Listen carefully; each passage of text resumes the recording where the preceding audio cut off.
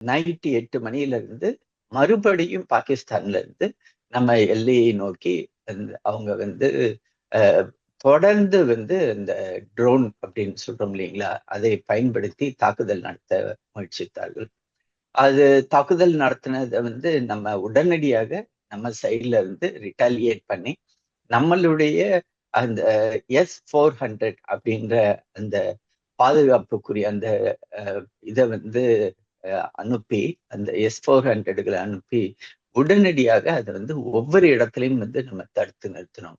அது மிகப்பெரிய சக்சஸ்ஃபுல்லான ஒரு ஆபரேஷன். அவங்க எப்படி அவங்க அதை டார்கெட் பண்றாங்க அப்படின்னா, சிவிலியன், அதாவது பொதுமக்கள், இந்தியாவின் எல்லைக்கு நமது பக்கத்தில் உள்ள இந்தியர்கள் பொதுமக்கள் வாழ்கின்ற இடங்களை நோக்கி அவங்க குறிவைத்து அவங்க அந்த ட்ரோன்களை அனுப்புனாங்க.